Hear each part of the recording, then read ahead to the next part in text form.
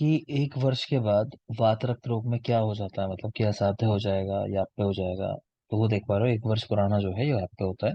और दूसरा जरूरी पॉइंट है कि वात रक्त का ऐसा कौन सा उपद्रव है कि अकेले उसके हो जाने पे भी वात रक्त असाध्य हो जाता है। तो मोह ऐसा उपद्रव है जिसके हो जाने पे असाध्य हो जाता है। क्लियर। नेक्स्ट चिकित्सा की बात कर रहे हैं। तो चिकित्सा में रक्त मोक्षण कराना है तो सारे जो मेथड है सबके नाम लिख दिए कि शृंग से, जलोका, अलाबू, सूची, प्रच्छन, सिरावेद।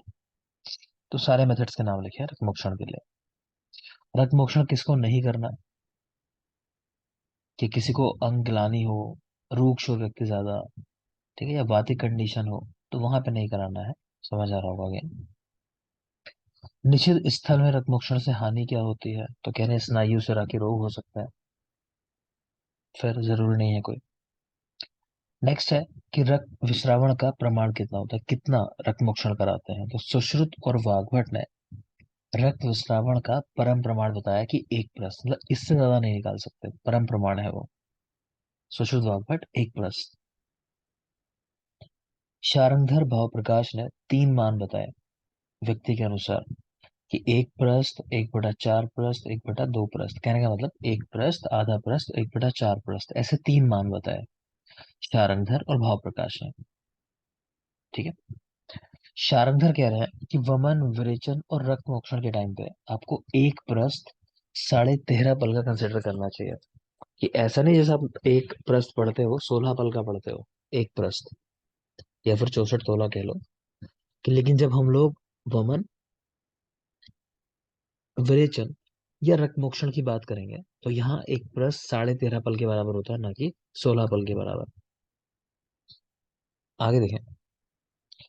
और चिकित्सा में कह रहे हैं कि स्नेहन के पश्चात स्नेह युक्त विरेचन कराना चाहिए, अथवा रूक्ष मृदु द्रव्यों से विरेचन कराना चाहिए। सेक है, अभ्यंग है, शीत चिकित्सा है, इनका प्रयोग करना है। पुराण यव, गोधूम, विष्किर और प्रतुद वर्ग के पक्षियों का मांस रस वो पथ्य बताया गया है।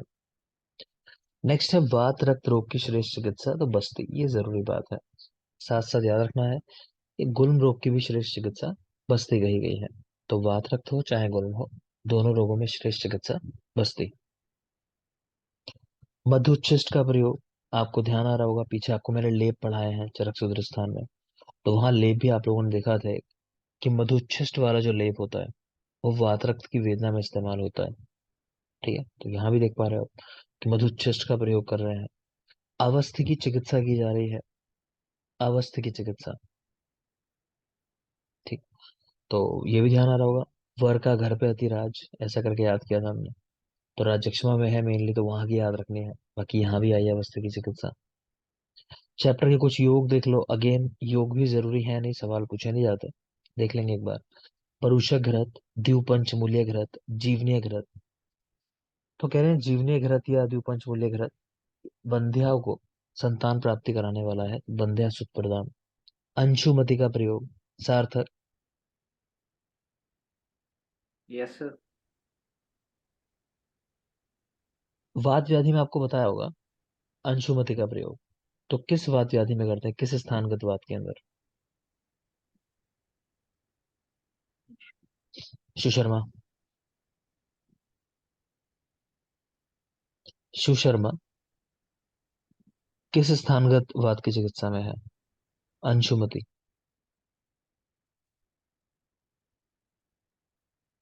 आर्यन।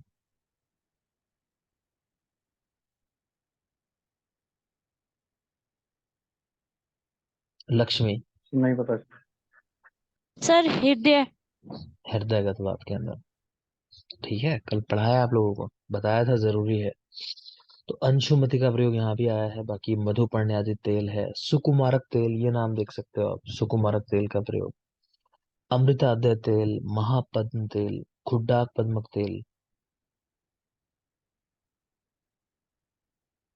शतपाक मधुपर्णी तेल, शत या सहस्रपाक वाला तेल, गुडुचि आदि तेल, पिंड तेल, इसको रटना है बिल्कुल, पिंड तेल।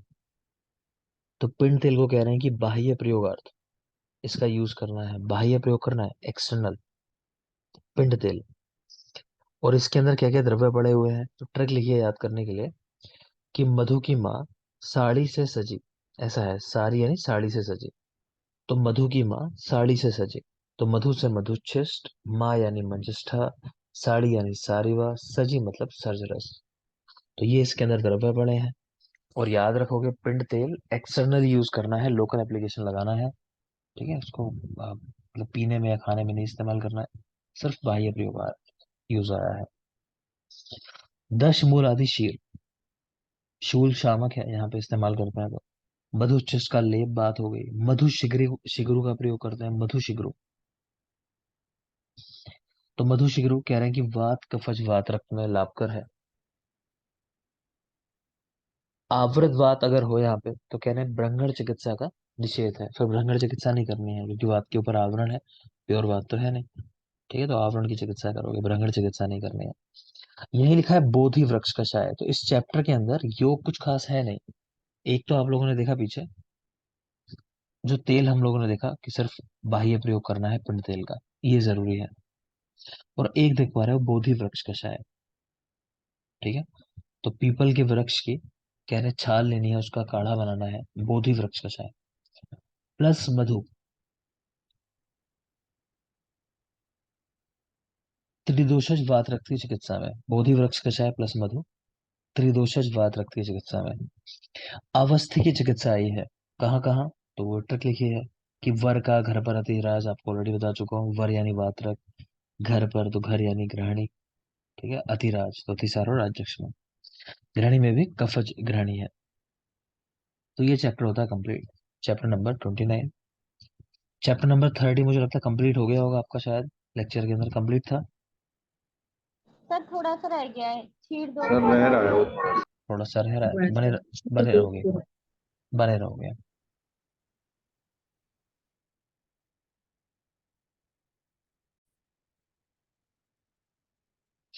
नपुंसकता सुश्रुत की 5 है, चरक की 4 है। चरक के 4 नाम पढ़ पा रहे हो आप ये।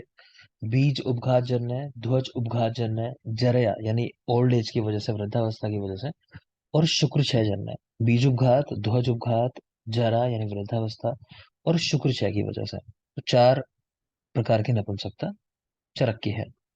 जो बीज उपघात जन्य है, वहां बता रहे हैं रस आदि नाम च संशयात, रस का क्षय होने से, ठीक है, हृद पांडु रोग हो किसी को उसकी वजह से, छर्द अतिसार आदि की वजह से, कुछ याद नहीं करना।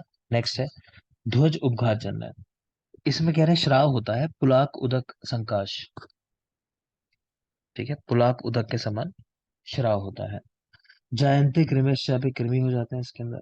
क्लिद्यते पूतिगंधी च, विशीर्यते मणिशास्य मेढ्रम मुष्क अथ अपिच, कि मांस कट के गिरने लगता है, मतलब मेढ्र का। और कुछ लोग इसको 5 प्रकार का कहते हैं। ध्वज उपघात जन्य नपुंसकता, मेन बात क्या याद रखनी है वो समझ लो। सवाल पूछा जाता है कि पहली बार फिरंग रोग का उल्लेख किसने किया, तो भाव प्रकाश। उपदंश का उल्लेख किसने किया, तो सुश्रुत। फिर पूछता है सुश्रुत का जो उपदंश है उसको चरक की किस कंडीशन के साथ कोरिलेट कर सकते हैं, तो उपदंश को हम रिलेट करते हैं यहाँ ध्वज उपघात जन्य नपुंसकता के साथ। क्यों, उपदंश के 5 भेद हैं और ध्वज उपघात के भी आचार्य 5 भेद मानते हैं, तो मानते हैं ये एक ही कंडीशन है, ऐसा है। ठीक है, तो देख लोगे यहाँ। तो उपदंश का प्रथम वर्णन सुश्रुत ने किया। उपदंश स्त्री पुरुष दोनों में होने वाली व्याधि है, उसके भी 5 ही भेद हैं, ठीक। यूपी के आर एस चेन्नई, वातिक पैत्तिक कफज रक्तज और सन्निपातिक। भेल देख रहे हो, भेल 4 प्रकार का बताते हैं उपदंश को, पूयजन्य, मूत्रजन्य, शुक्रजन्य, संधानजन्य, नहीं याद करना। आगे देखो जराजन्य नपुंसकता, कोई खास बात नहीं। क्षयज नपुंसकता, तो नाम से पता चल रहा है क्षय होने की वजह से, तो रस धातु क्षय का क्षय हुआ यानी कम हो गई। शुक्रम धामम परम मतम, तो यहाँ बता रहे हैं कि रस धातु का क्षय हुआ है और रस से ही फाइनली कन्वर्ट होकर शुक्र का निर्माण होता है। तो रस धातु का जो परम धाम है, ये कह लो आप कि फाइनली उससे जो बनेगा वो शुक्र बनता है। तो शुक्रम धामम परम स्वर्गम, कि शुक्र ही फाइनली बनने वाला है जो भी रस लेते हैं, और रस का क्षय हुआ है तो नपुंसकता भी हो जाएगी। क्लियर। आरोग्य की रक्षा के लिए शुक्र की रक्षा करनी चाहिए। साध्य साध्यता की बात करें तो ध्वज भंग जन्य और क्षय जन्य नपुंसकता जो है वो असाध्य है। ध्वज भंग जन्य और क्षय जन्य नपुंसकता असाध्य है। और देख लेंगे कुछ और टाइप लिखे हुए हैं। कि जन्मज नपुंसकता होती है, जो माता पिता के बीज दोष की वजह से होती है। ठीक है, बीज दोष यानी जेनेटिक लेवल पे समस्या है। पूर्वकृत अशुभ कर्मों की वजह से होती है। इसमें रेतो वह सिरा जो है वो नष्ट हो जाती है, रेत का वहन करने वाले। कोई जरूरी बातें नहीं है, मैं बता दूंगा जहां जरूरी होगा, ठीक, बस रीडिंग लगा रहे हैं इन चीजों की। नपुंसकता की चिकित्सा, तो कह रहे हैं अगर अभिचार जन्य नपुंसकता है, यानी कुछ बुरा काम गलत काम किया उसकी वजह से हुआ है, तो देह व्यापार से चिकित्सा करनी चाहिए। ठीक है। क्लैव्यता की चिकित्सा, सुसुइन स्निग्ध गात्रस्य स्नेह युक्तम विरेचनम। कहने का मतलब यह है कि विरेचन कराना है। पहले शरीर को स्निग्ध कर दो, स्नेहन कर दो, उसके बाद स्नेह युक्त विरेचन दे दो। आस्थापन अनुवासन बस्तियों की बात कर रहे हैं। और नेक्स्ट है ध्वज भंग जन्य नपुंसकता, उसकी चिकित्सा। तो वहां कह रहे हैं व्रण के समान चिकित्सा करनी है। ध्वज भंग जन्य नपुंसकता में व्रण के समान चिकित्सा। वृद्धावस्था और क्षय जन्य नपुंसकता में यापन बस्तियां देनी चाहिए। तो यापन बस्तियों का उल्लेख है वृद्धावस्था जन्य और क्षय नपुंसकता के अंदर। तो कोई काम के ऐसे पॉइंट नहीं है, आपको मेरे नंबर याद रखने हैं, 5 4। 5 सुश्रुत के और 4 चरक के नंबर है नपुंसकता के। फिर कि चरक की कौन सी नपुंसकता है जिसको हम लोग रिलेट करते हैं उपदंश के साथ, तो ध्वज उपघात जन्य नपुंसकता, सिर्फ इतना ही जरूरी है। बाकी में आप परेशान नहीं होगे, कुछ काम की बात नहीं है। आगे चले, नेक्स्ट टॉपिक पे आ जाते हैं प्रदर। है ना, तो आप सभी ने शारीर पढ़ा है, तो शारीर के अंदर इस टॉपिक पे बात हो चुकी है काफी। देख लो एक बार और क्या लिखा हुआ है। तो ग्राम्य उदकानी मेद्यानी कृषरा पायसम दधि। तो निदान बता रहे हैं कि ग्राम्य उदक का सेवन करना, ठीक है, अधिक मेद को बढ़ाने वाला आहार, कृषरा, पायस, दधि, शुक्त, मस्तु, सुरा आदि द्रव्यों का प्रयोग करना। ठीक है, तो कह रहे हैं इन सब की वजह से वायु कुपित हो जाती है। रक्तम प्रमाणम उत्क्रम्य, रक्त अपने प्रमाण से बढ़ जाता है, जो गर्भाशय का सिरा है वहां पे। रजा प्रदीर्यते अस्मात् प्रदरस्तेन सा स्मृता। और क्या होता है कि रज का स्राव अधिक मात्रा में होने लगता है, तो कह रहे हैं उसी कंडीशन को प्रदर कहा जाता है। ठीक है। माधव भाव प्रकाश योग रत्नाकर, उन्होंने देखो क्या निदान लिखा। विरुद्ध द्रव्यों का सेवन करना, मद्य, अध्यशन, अजीर्णात, अजीर्ण की वजह से। ठीक है, अध्यशनम अजीर्णात। गर्भप्रपात, अति मैथुनाचा, गर्भपात होने से, अधिक मैथुन करने से। यान, अधु, शोक, इनका सेवन करने से, तो यान सवारी का किसी, अधु ज्यादा पैदल चलना, शोक ज्यादा हो अगर, अतिकर्षण हो जाए किसी को, अधिक भार की वजह से, कोई इंजरी होने की वजह से, और दिवस स्वाप से, इन सारे कारणों से कह रहे हैं ये कंडीशन हो जाती है। अगेन पूछा नहीं जाता है, ये भी निदान वाला श्लोक देख लेना आप। 4 भेद हैं, वातिक, पैतिक, कफज, सन्निपातज। आपको तो सही क्रम भी पता है, जैसे हम लोग याद रखते हैं, तो कफज, पित्तज, वातज और सन्निपातज, इस तरह करके आपको याद कराया था मैंने। ठीक है। वातिक प्रदर, किंशुकोदक संकाश, रुजा होती भी है, रुजा नहीं भी होती है, वर्ड ध्यान आ रहा होगा, किंशुकोदक संकाश पढ़ा चुका हूँ। माधव भाव प्रकाश योग रत्नाकर ने यहाँ पे लिखा पिशित उदक आभम, यानी मांस के जल के जैसा श्राव होता है। तो वातिक प्रदर आपको याद रखना है किंशुकोदक के समान श्राव। भेद 4। पैतिक प्रदर नितांत रक्तम श्रवती मुहुर मुहुर अथ अर्थितम, कि बार बार रक्त का श्राव हो रहा है अर्थी के साथ, वेदना के साथ, तो ये पैतिक प्रदर है। लेकिन अगेन यहाँ भी याद करने को आपसे कहा था मैंने, भ्रश वेगी शब्द याद करना, कि अधिक वेग के साथ रक्त का श्राव हो रहा है पैतिक प्रदर में। क्लियर। कफच प्रदर में याद किया था ये कुलाक तो निभम। बाकी पिछल पांडु श्राव है, कोई खास बात नहीं। सन्निपातिक श्राव में भी देख लो, सर्पी मज्जा वसोपम याद कराया होगा आपको। सर्पी मज्जा वसा जैसा श्राव, और कुछ याद नहीं करना। तो सब मैं पढ़ा चुका हूँ, ये सिर्फ रिवीजन चल रहा है, समझ लो, आपको पहले से पता है सारे पॉइंट। माधव भाव प्रकाश योग रत्नाकर, उन्होंने लिखा कि कुड़प गंधी श्राव होता है। कुड़प गंधी, कुड़प गंधी यानी मृत शरीर जो है, शव मतलब, उसके समान श्राव सन्निपात के अंदर, ये भी देख सकते हो। बाकी शोद्र सर्पी वर्ण श्राव तो ऊपर भी लिखा है सर्पी के जैसा। असाध्य ब्रदर कौन सा है, जब स्त्री तृष्णा, दाह, ज्वर इनसे अधिक पीड़ित हो।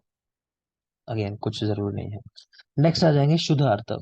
तो कितनी रात्रि तक आर्तव श्राव जो है वो कंडीशन कही गई है।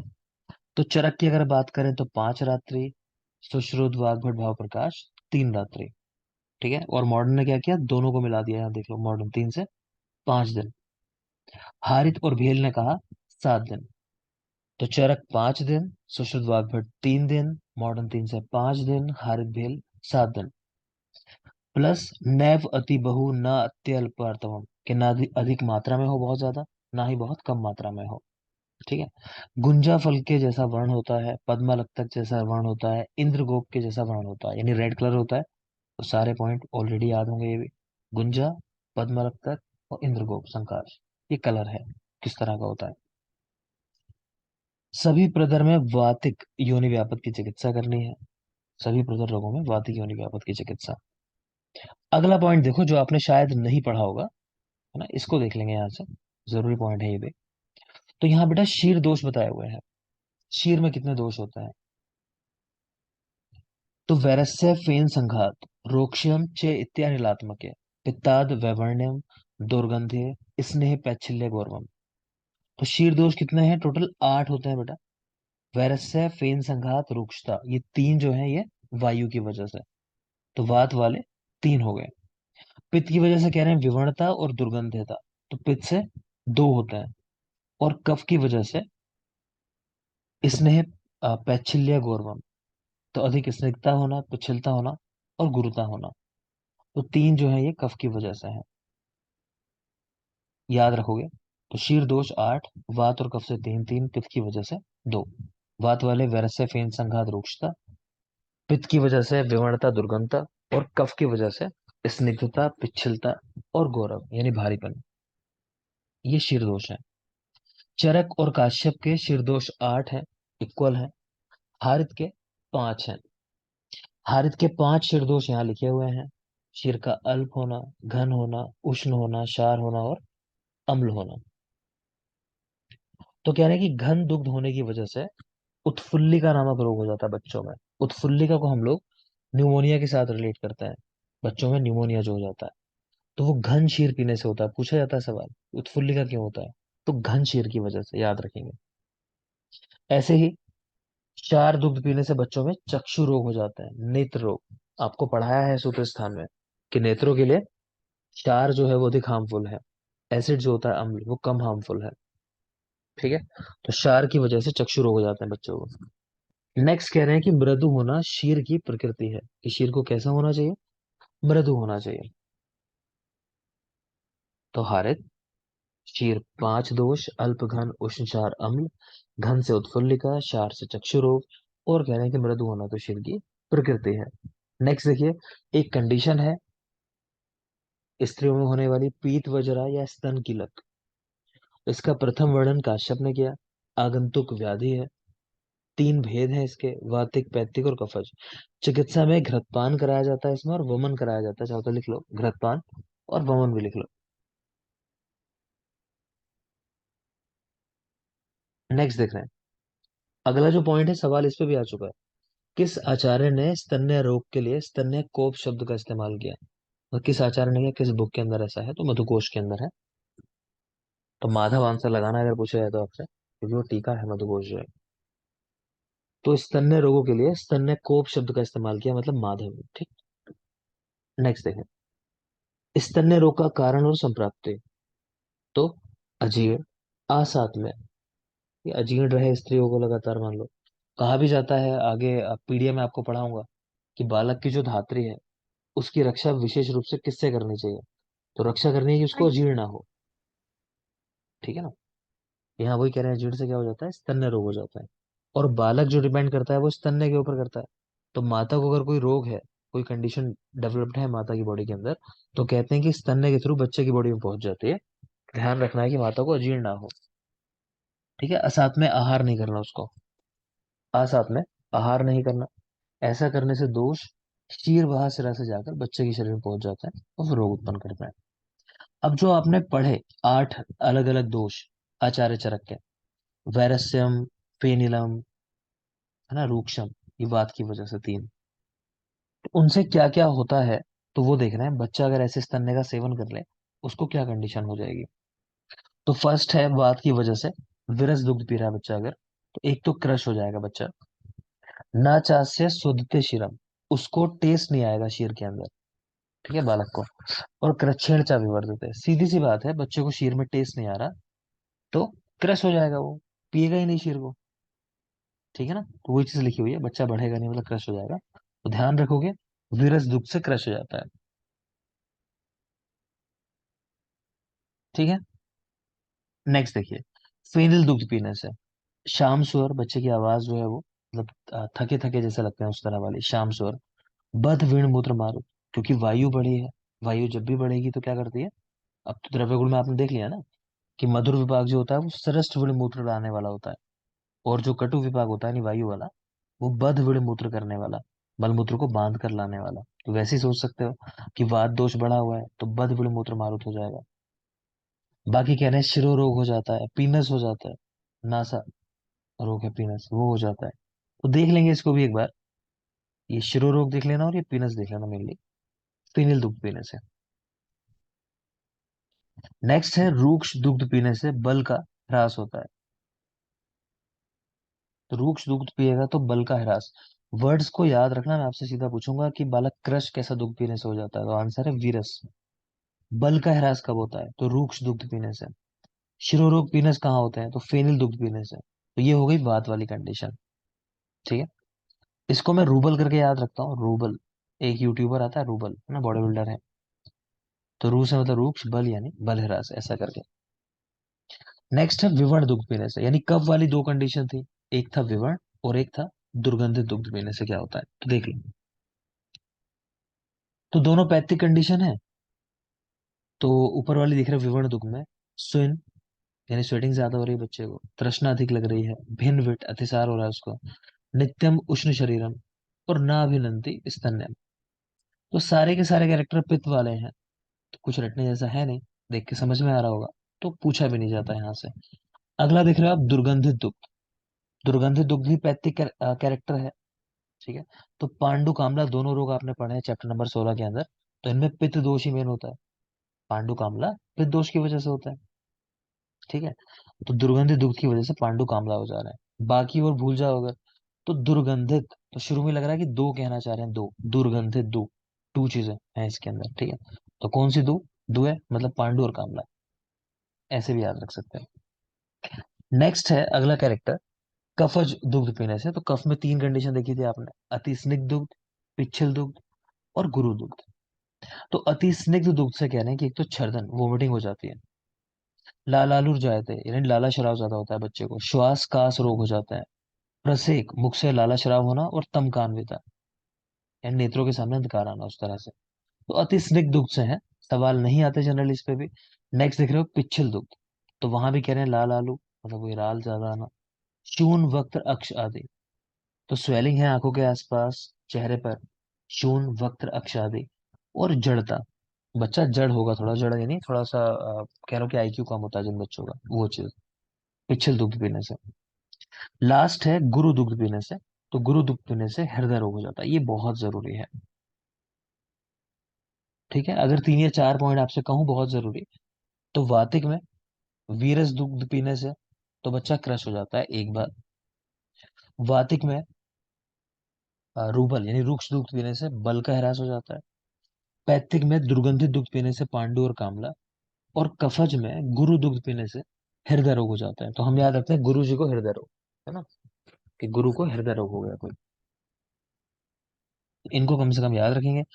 नेक्स्ट चिकित्सा लिखी है, तो स्नेह युक्त धात्री का क्या चिकित्सा धात्री के लिए बता रहे हैं कि उसको स्नेह वमन कराना चाहिए, स्नेह के साथ वमन कराना चाहिए, वचा प्रियंगु आदि द्रव्यों के साथ। ठीक है, इसके अलावा विरेचन कराना चाहिए हरित की निशोत्र आदि द्रव्यों के साथ। तो रटना नहीं है, देख लो।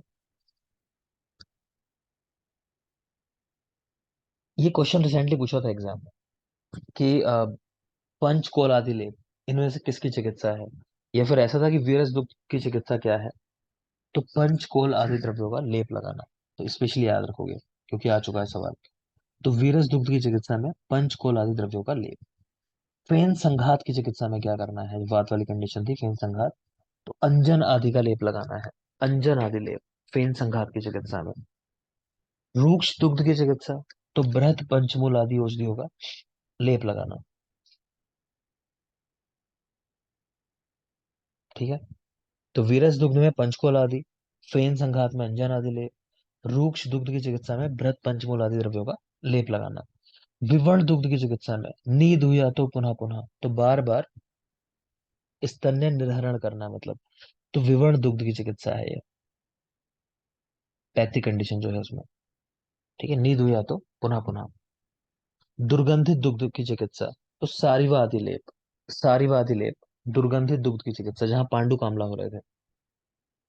अति स्निग्ध दुग्ध की चिकित्सा, तो सैंधव शीर आदि द्रव्यों का प्रयोग करना है, कोई खास नहीं। पिच्छल दुग्ध की चिकित्सा, तो तक्रारिष्ट और स्तनों पर विदारी बिल्व मधुक आदि द्रव्यों का प्रलेप। तक्रारिष्ट याद कर सकते हो, पिच्छल दुग्ध की चिकित्सा में तक्रारिष्ट का प्रयोग। नेक्स्ट है गुरु दुग्ध की चिकित्सा, तो पिपली मूल क्वाथ का प्रयोग। गुरु दुग्ध की चिकित्सा, पिपली मूल क्वाथ का प्रयोग। ठीक है, तो चिकित्सा में जरूरी अगर बात कर लें तो वीरस दुग्ध में पंचकोल आदि लेप, वीरस पंचकोल आदि। फेन संघात अंजन आदि लेप, फेन संघात अंजन आदि लेप। रूक्ष दुग्ध बृहत पंचमूल वाली औषधियां, उनका लेप लगा रहे हैं रूक्ष दुग्ध में। विवर्ण दुग्ध में नींद हुई या तो पुनः पुनः, बार बार स्तन निवारण। दुर्गंधित दुग्ध में सारीवादी लेप, सारीवा दुर्गंधित में। और पिच्छल दुग्ध में तक्रारिश का प्रयोग। गुरु दुग्ध में कह रहे हैं पिपली मूल को, कोई खास है नहीं, देख लेंगे एक बार फिर। नेक्स्ट आ जाती है बेटा बाल रोगों की चिकित्सा। सामान्यतः किस तरह की चिकित्सा करते हैं बच्चों की कंडीशन में? तो दोष दुष्य मलाशय महताम व्याध्यस्य ता एव सर्वे बाला नाम मात्रा तो अल्पतरा मता। तो आपको बताया था मैंने कि हम जो चिकित्सा करते हैं ना पीडिया में, तो वहां क्या डिफरेंस आ जाता है। तो कह रहे हैं कि दोष दुष्य मल वो सब तो सेम ही है ना, लेकिन बड़ों के अंदर ये अधिक मात्रा में होता है और बच्चों में कम मात्रा में होता है, तो अल्पतरा मता। तो कह रहे हैं चिकित्सा भी सब वैसी होती है, तो बस मात्रा कम करनी है। एक तो ये बात की है इन्होंने कि वही दोष है वही दुष्य है वही मल है। दूसरा सिद्धांत देख रहे हो कि मधुर कषाय शीरवंती मृदुनिजा, इस तरह की चिकित्साएं करनी है कि मधुर द्रव्य यूज करो, कषाय द्रव्य यूज करो, शीरवंती है ना, ज्यादातर मेडिसिन ऐसी हो शीर के साथ देने वाली हो और मृदु प्रकार की औषधि हो तो उनका प्रयोग करना है। तो याद रखोगे मधुर कषाय शीरवंती मृदुनिजा, इस तरह की मेडिसिन हो।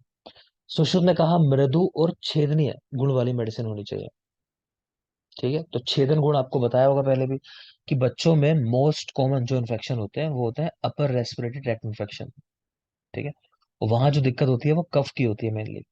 तो कफ को काटने वाली मेडिसिन हो, छेदन गुण से युक्त हो, तो ये स्पेशल लिखा है सुश्रुत ने कि मृदु छेदनीय ऐसी मेडिसिन होनी चाहिए।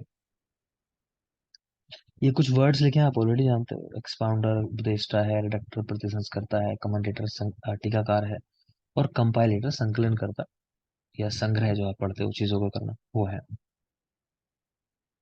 नेक्स्ट चलिए, इति सर्व विकाराणाम उक्तम एतत् चिकित्सितम, कि यहाँ पे सभी विकारों की चिकित्सा कह दी गई है। इसी स्थान को रहस्य स्थान भी कहते हैं। तो यहाँ पे कुछ पर्याय आप देख पा रहे हो चिकित्सा स्थान के, औषध स्थान, योग स्थान, उत्तम रहस्य स्थान, है ना, ये रहस्यम परम उत्तमम, ये आपको सब बता चुका हूँ कि चिकित्सा का जो रहस्य है वो कहाँ है, औषध योग के अंदर, ऐसा ग्रेट ट्रिक आपको बताई होगी, तो वही नाम लिखे हुए हैं। चिकित्सा स्थान में ये गलत लिख दिया है बेटा, आप जानते ही हो कि टोटल 17 अध्याय जो है द्रडबल द्वारा पूरित है। ठीक है, टोटल 17, अंतिम नहीं लिखना, अंतिम वर्ड हटा दोगे।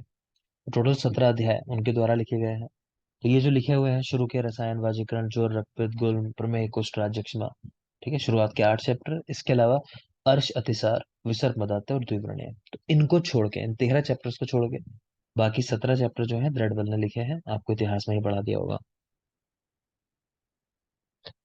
और बता रहे हैं कि दोष दुष्य निदान के विपरीत ही मेडिसिन होती है।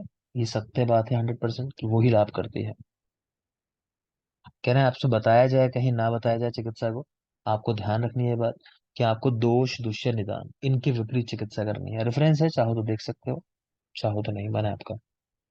ये कहाँ कहा गया है कि रोग ना बताया हो आपको, चिकित्सा ना बताई हो, कोई बात नहीं, बेसिक रूल फॉलो करो कि दोष दुष्य और निदान के विपरीत चिकित्सा करनी है।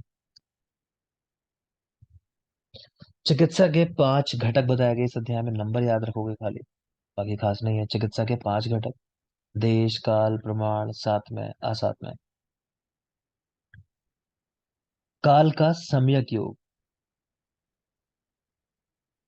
अच्छा, कह रहे हैं समय का विचार कर लेना मेडिसिन देते समय, आपको देख लेना दिन क्या है, पेशेंट की कंडीशन क्या है, औषधि कौन सी दे रहे हो, कब अच्छी होगी वो देना। ठीक है, व्याधि कैसी है व्यक्ति को, अजीर्ण लिंग चेक कर लोगे लक्षण की अजीर्ण तो नहीं है, ऋतु का विचार कर लोगे किस ऋतु में कौन सी मेडिसिन देनी चाहिए। तो वही कहना है कि काल का समय उपयोग करना चाहिए। जैसे कह रहे हैं यहाँ पूर्वाह्न में वमन कराया जाता है, तो समय का अपना इंपॉर्टेंस होता है, किस समय क्या काम कराना है। नेक्स्ट है औषध काल, वो भी मैं आपको पढ़ा चुका हूँ। तो यहाँ कह रहे हैं कि 2 काल जो है रोगी की अपेक्षा से होते हैं, 8 जो होते हैं रोग की अपेक्षा से होते हैं। कुछ करेक्शन तो नहीं है इसमें बेटा, एक बार बोल देना। उल्टा है सर, दो तो रोगी के सर तो 8 औषध 8 जो है वो वो औषध की औषध अपेक्षा से वाला है। है वो। अच्छा, 8 औषध की अपेक्षा से है, हाँ तो ये इसको सही कर लोगे, लिख लो 8 काल जो है वो औषध की अपेक्षा से है, बाकी ठीक है 2 रोगी की अपेक्षा से। Yes sir. ठीक है, तो बस यहाँ बेटा 8 के आगे औषध कर लोगे, वो गलती से रोग लिखा हुआ है। 8 काल जो है वो औषध की अपेक्षा से है, मतलब औषध को ध्यान में रखिए कौन सी मेडिसिन दे रहे हैं। और 2 काल जो है वो रोगी की अपेक्षा से है, कि रोगी को ध्यान में रखिए कि रोगी कैसा है। टोटल 10 औषध काल बताए ना उन्होंने। कह रहे हैं चक्रपाणि ने 10 के 10 औषध काल वो औषध की अपेक्षा से बता दिए। यहाँ 8 बताए ना औषध की अपेक्षा से, चक्रपाणि ने 10 के 10 औषध की अपेक्षा से बताए हैं। नेक्स्ट देख रहे हो चरक चिकित्सा 3, आपको वहां ये बताया होगा मैंने कि ज्वर में पेय, कषाय, दुग्ध, घृत, इन द्रव्यों से मतलब और ये विरेचन, ये चीजें बताई पैक गई हैं। छील हाँ, पैक, दुग्ध, सर्पी से विरेचन, ऐसा करके ट्रिक याद की होगी आपने। ठीक है, तो 6 6 दिन पे इनको यूज करने की बात आई है। तो वही कह रहे हैं, व्याधि के हिसाब से आपको सोचना है, जैसे ज्वर के अंदर 6 6 दिन पे ये चीजें यूज कराई जाती हैं। ठीक है, नेक्स्ट है जीर्ण लक्षण बता दिया कि कैसे पहचानोगे कि जीर्ण हो चुका है पहले का खाया हुआ। तो शुद्ध वेग मोक्षो, लघुता, विशुद्धि, अजीर्ण लक्षणम, कि शुद्ध वेग, भूख प्यास लगने लगे, ये कहना चाह रहे हैं। ठीक है, लघुता लगे शरीर के अंदर, तो ये पहचान है कि खाया हुआ जीर्ण हो चुका है। ठीक है, चलो एक ब्रेक लोगे, ब्रेक का टाइम हुआ। ब्रेक के बाद इसको कंटिन्यू करते हैं, थोड़ा सा बचा है, चैप्टर कंप्लीट करते हैं, फिर हम द्रव्य गुण देखेंगे। तो द्रव्य गुण के नोट्स ओपन कर लोगे, बल्कि गाइड ओपन कर लोगे, गाइड से द्रव्य गुण पढ़ाना है थोड़ा सा आपको। ठीक है, तो 10 मिनट्स वापस आप कंटिन्यू करते हैं। Thank you.